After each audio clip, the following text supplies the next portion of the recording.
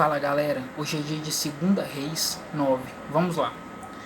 Jeú é ungido rei de Israel e mata a Jorão e a Jezabel. Então o profeta Eliseu chamou um dos filhos dos profetas e lhe disse: cinge os teus lombos e toma esta almotolia de azeite na tua mão e vai-te a Ramó de Gileade.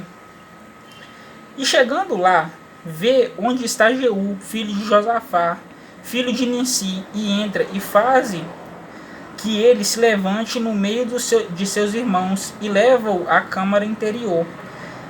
E toma a almotolia de azeite e derrama-o sobre a sua cabeça e dize: assim diz o Senhor, ungi-te rei sobre Israel.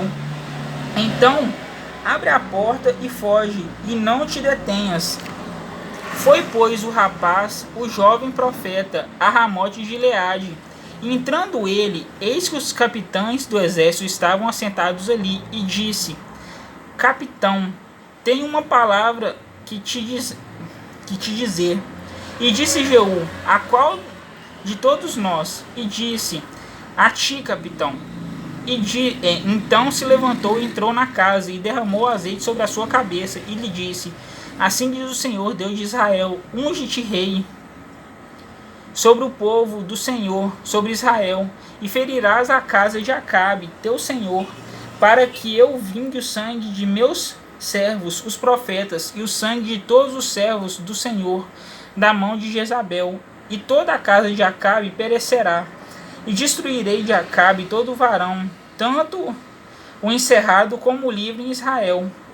Porque a casa de Acabe hei de fazer como a casa de Jeroboão, filho de Nebate, e como a casa de Baasa, filho de Aías. E os cães comerão a Jezabel no pedaço do campo de Jezreel. Não haverá quem a enterre. Então abriu a porta e fugiu. E saindo Jeú aos servos de seu senhor, disseram-lhe: vai tudo bem? Por que veio a ti este louco? E ele lhes disse: bem conheceis o homem e o seu falar. Mas eles disseram: é mentira. Agora faze-no-lo saber. E disse: assim e assim me falou, dizendo: assim diz o Senhor, unge-te rei sobre Israel. Então se apressaram e tomou cada um a sua veste e a pôs debaixo dele no mais alto degrau, e tocaram a buzina e disseram: Jeú reina.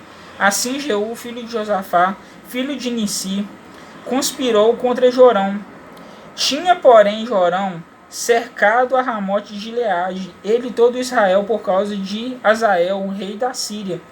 Porém, o rei Jorão voltou para se curar em Jezreel das feridas que os sírios lhe fizeram, quando pelejou contra Azael, rei da Síria. E disse Jeú: se é da vossa vontade, ninguém saia da cidade, nem escape para ir anunciar isso em Jezreel. Então Jeú subiu a um carro e foi-se a Jezreel, porque Jorão estava deitado ali.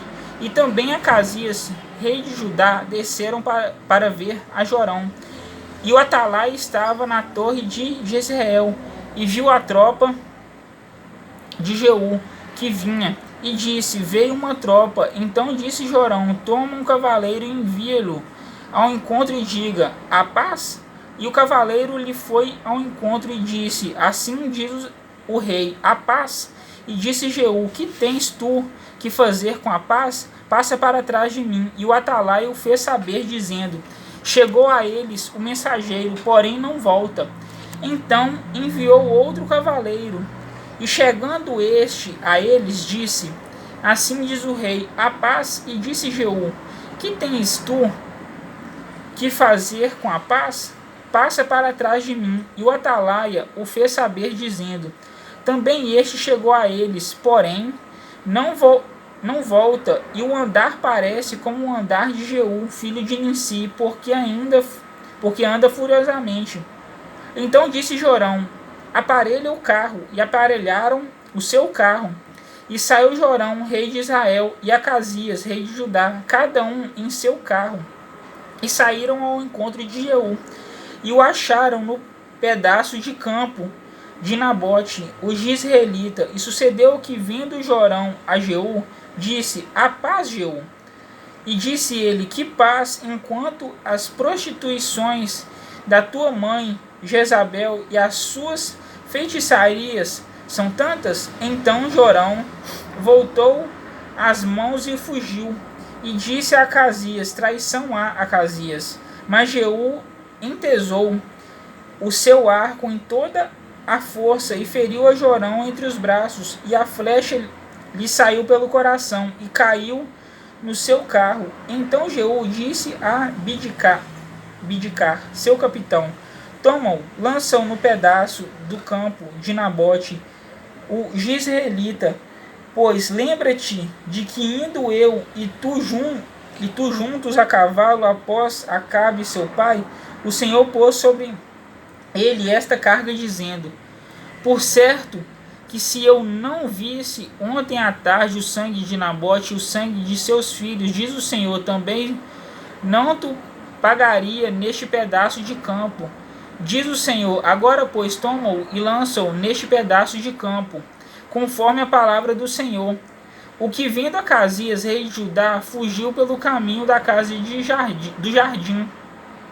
Porém, Jeú seguiu após ele e disse: Feri também a este no carro, a subida de Gur, que está junto a Ibleão, e fugiu para Megido, e morreu ali.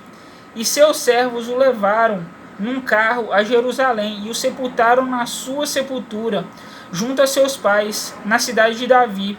E no ano 10º de Jorão, filho de Acabe, começou Acasias a reinar sobre Judá.